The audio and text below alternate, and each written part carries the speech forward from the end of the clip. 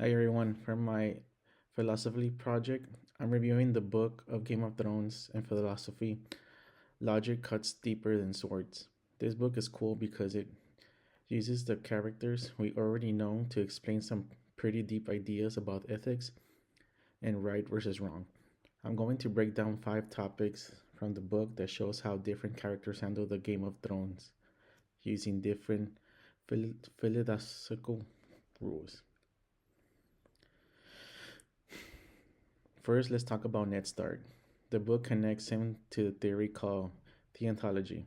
This is basically the idea that you have to follow rules and be honorable no matter what happens. Ned is the perfect example of this. He won't lie, he won't cheat. He always does what he thinks is his duty.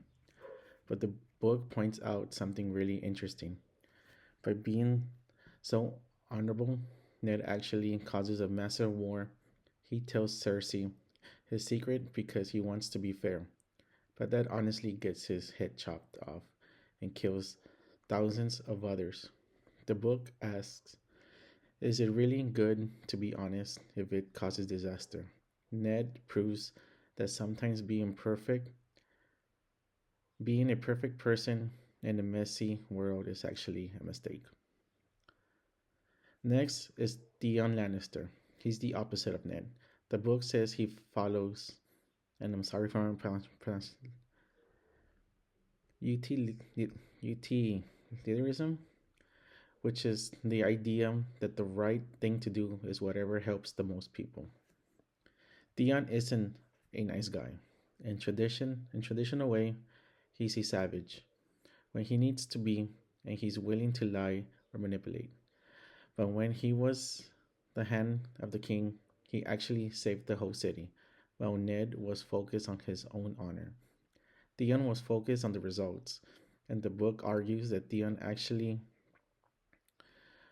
has more moral than Ned because he kept people alive even if he had to get his hands dirty to do it. Topic three. Topic three is Daenerys Targaryen. She wants to break the wheel and bring justice to the world. But the book looks at a big question. Can you use violence to create peace? This chapter explores social justice. Daenerys has good intentions, but she often executes people she thinks are bad without a real trial. The book asks if she is being a hero or just another tyrant. It shows us that even if you have a good goal, the way you get there matters. If you use fire and blood to bring peace, is it actually peace or just fear? Fourth is Cersei Lannister. The book compares her to a philosopher named Machiavelli. His whole vibe was that for a leader, it's better to be feared than loved. Cersei doesn't care about right or wrong. She only cares about her family and staying on top.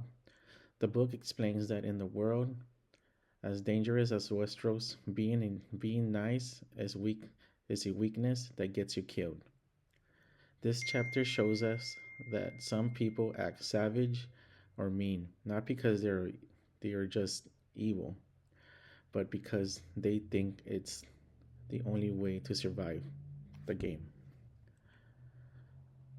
The last topic is the Night's Watch and moral dilemmas. When you join the watch, you take an oath to leave your family behind to serve the world. The book uses Jon Snow to show how hard it is, how hard this is. When Jon finds out his family is in danger, he's torn between his duty to the wall and his love for his siblings.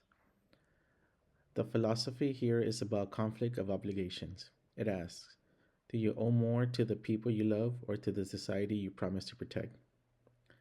It shows that sometimes there isn't a right answer. You're just choosing between two things that both feel important. So, my final take, logic cuts deeper than swords show me that right and wrong aren't always black and white. Sometimes the good guy causes a war and the bad guy saves the day. It made me realize that to survive and do good, you have to be smart and practical, not just earnable. Thanks for watching.